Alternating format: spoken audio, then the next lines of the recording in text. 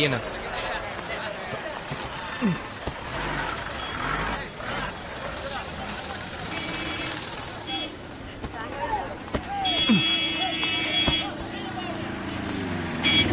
ఇక్కడ ఉన్నాడా?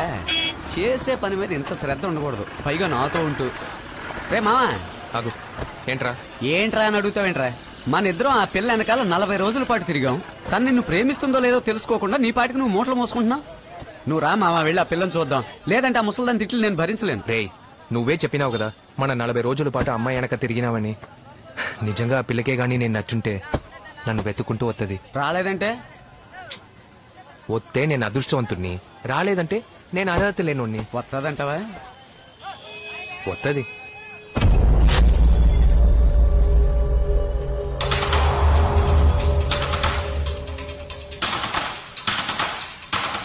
మావా తను నడిచి రావట్లేదు మావా, పరిగెత్తుకుంటూ వస్తుంది మావా.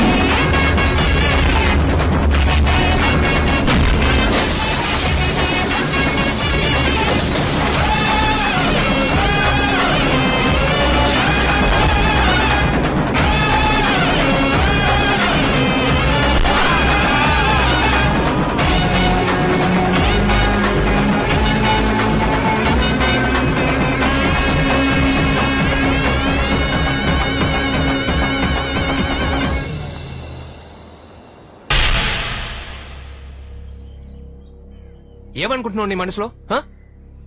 ఎప్పుడు ఊళ్ళో ఉన్న వాళ్ళని గెలికి గొడవకి వెళ్తే చూస్తూ ఊరుకుంటారా? ఎవడో ఏదో చేస్తే నీకేంటి? పాపం మీ నాయన, నీ వల్ల ఆయన ఇబ్బందుల్లో పడుతున్నాడు. అమ్మ ఉండి నిన్ను పెంచుంటే మంచి చెడు తెలుసుండేది. నువ్వేం చేస్తావు? అంత మాట అనుకు బాబు. నా కూతురు నువ్వు కొట్టావని చెప్పడం లేదు. ఈ రోజు నా కూతురు ఇంత ధైర్యంగా ఉండడానికి కారణం నా భార్య. నా భార్య గురించి నీకు తెలీదు. తన పేరు కరసామ భానుమతి.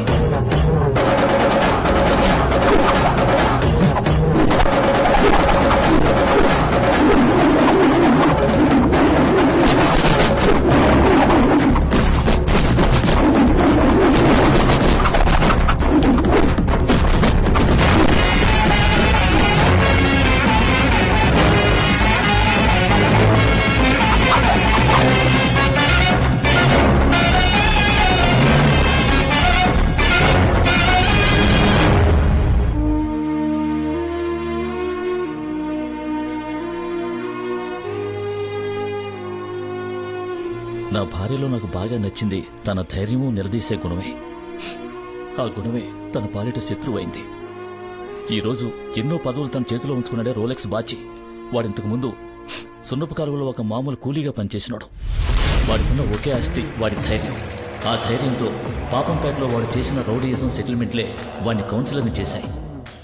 సొందాలు వసూలు చేస్తున్నాం ఎంత కొంత ఓనర్ లేడన్నా. ఓనర్ ఓనర్ లేకపోతే అంగడి ఎందుకు తెలుసా? డబ్బులు ఏమా? నోటు బాగా సిరిగిందే. డబ్బులు ఏమా? ఏంది రేపిస్తావా? అయితే రేపు వసి నీళ్ళు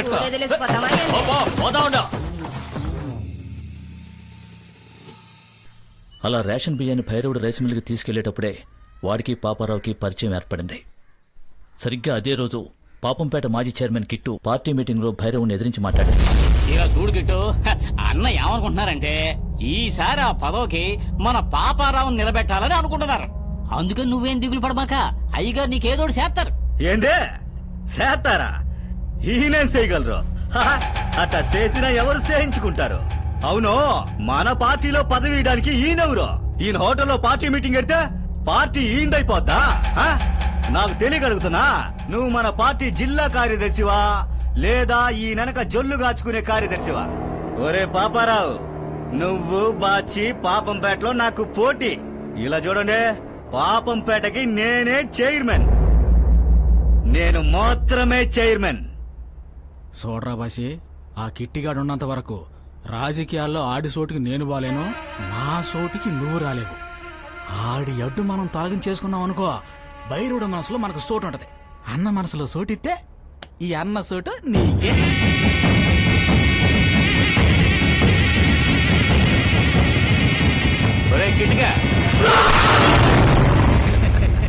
బాచి అనా, రాజకీయాలకి నీలాంటి వాడేరా అవసరం. ఈ రోజు నుంచి పాపంపేటకి నువ్వే చైర్మన్. ఆ రోజు నుంచి భైరవుడి వారసుడిగా ముద్దుబిడ్డగా మారాడు బాచి. సాధారణ కౌన్సిలర్ గా ఉన్నప్పుడే దోచుకున్న బాచి చైర్మన్ అయిన తరువాత పాపంపేటలో ఉన్న భూముల నుంచి ఇసుక వరకు కబ్జా చేశాడు, అమ్మాడు. అలా ఇసుకను తీసుకెళ్తూ ఉండగా వాడి మీద, వాడి మనుషుల మీద నా భార్య ఇసుకను దోచుకుంటున్నారని తహసీల్దార్కి అర్జీ ఇచ్చింది. దీనికి మీరే ఏదో ఒక చర్య తీసుకోవాలా? అలాగే, తప్పకుండా చర్య తీసుకుంటారు. తహసీల్దార్ ఎంతో నిజాయితీగా వెంటనే యాక్షన్ తీసుకుని వాళ్ళందరినీ పోలీసులకి పట్టించారు. అలా పట్టించిన తహసీల్దార్ని పాపంపేటలో నడి రోడ్లో కట్టేశాడు బాచి. నువ్వేమన్నా పెద్ద పోటుగాడివా? ఎంత ధైర్యం ఉంటే నా బండిని పట్టుకుని నా వాళ్ళనే బొక్కలో వేస్తావు? అందుకే నిన్ను నడి రోడ్లో నించోబెట్టి కట్టి పడేశాను. నా బండిని ఎలా బయట తెచ్చుకోవాలో నాకు తెలుసు. ఈ పాపంపేటలో ఎవడికి నీ చేతి కట్టిపే ధైర్యం ఉందో నేను చూస్తానురా. చూడుపాను, లిస్టులో ఉన్న వాటిలో ఇక్కడ తీసుకోవాల్సిన వింతే, మిగతావి అయ్యయ్యో, మన తహసీల్దార్ అండి. ఇది పట్టుకో. ఎక్కడికమ్మా? ఉండండి, ఎంత పెద్ద ఆఫీసర్ని ఇలా నడు. ఏంట్రా మర్యాద దక్క చెప్తున్నా. అప్పటి నుంచి బాచి మా కుటుంబం మీద పగబట్టాడు. నా భార్యని ఎలాగైనా చంపాలనుకున్నాడు. డబ్బులు ఏమా? అందరు డబ్బులు చేతిలో పెట్టుకోండి. డబ్బులు ఏమా?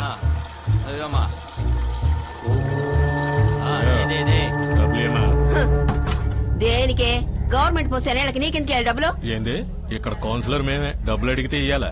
ఊరికే ఓటేసినారా? డబ్బులు తీసుకునే కదా ఓటేసినారు.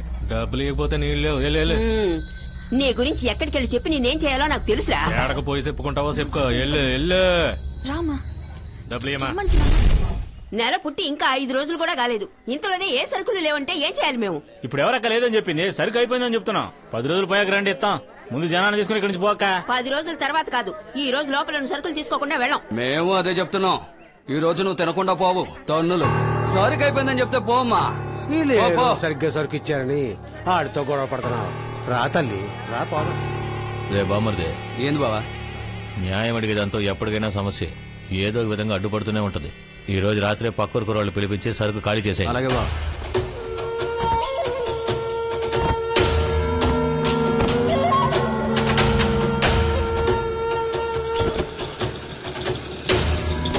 బాబు, ఇంత రాత్రి వాళ్ళు ఏమెక్కిస్తున్నారు? గొడవ నుంచి బియ్యం ముట్లు ఎక్కిస్తున్నాం. ఏంది గొడవనా? బాబు, ఇది రేషన్ కొట్టయ్యా. రేషన్ కొట్లో అందరూ సరుకులు దించుతారు, ఎవరు ఎక్కించరయ్యా. వీళ్ళు దోసుకునేది ఎవరికి తెలియకూడదని బోన సంచులతో బోర్డును మూసేశారు చూడు. పాపంపేట మండల దుకాణమా? అయ్యో, ఏక మానవాడిని పట్టుకోలేమే. ఏందిరా 10 రూపాయలు ఇచ్చే చోట 20 ఇస్తాండారే, ఏదో తేడాగా ఉంది అనుకున్నా. కరెక్ట్ గా తప్పుగా ఉందిరా. రే మావా, తప్పుగా మాత్రమే కాదు, చాలా రాంగ్ గా కూడా ఉంది. అక్క మన్నించక, ఏదో తెలియక చేసినావు. రే మూటలు దించండి రా. రే గోపిక, మూటలో దించమన్నావా? మూటలు ఎక్కించకుండా ఈ రోజు ఎవడో ఇక్కడి నుంచి పానాలతో పోలేడు. ఎప్పుడు చూసినా నీకు మాతో గొడవ పడ్డమే పని అయిపోయిందా? ఈసారి నేను ఆడదాని మీద చెయ్యెత్తుతావా? రే బీగాలేసి తాళాలివ్వండి. సరే మావా, వెళ్ళండి. త్వరగా దించండి. అక్క ముందు పోలీస్ స్టేషన్కి వెళ్ళి కంప్లైంట్ ఇవ్వక. తినే తిండిని దోచుకుని ఇట్లాంటి వాళ్ళని ఊరికే వదలకూడదు. సాక్ష్యానికి కావాలంటే నన్ను ఎప్పుడైనా పిలు. పేరు రాయుడు, ఊరు బొప్పరాయి సముద్రం. చూడయ్యా, ఈ ఊళ్ళో ఉన్న మగాళ్ళంతా తెల్ల పంచులు కట్టుకుని పేరుకి మగాళ్ళలా ఉన్నారు. నువ్వొక్కడవే వీళ్ళని ఎదిరించి అడిగావు. నీలాంటి మగాడిగా నీ ఊళ్ళో ఉన్నాడనుకో, పాపం పేటేంటి పార్లమెంట్ దాకా వెళ్తాను. ఇవ్వరా ఇందాక తాళాలు.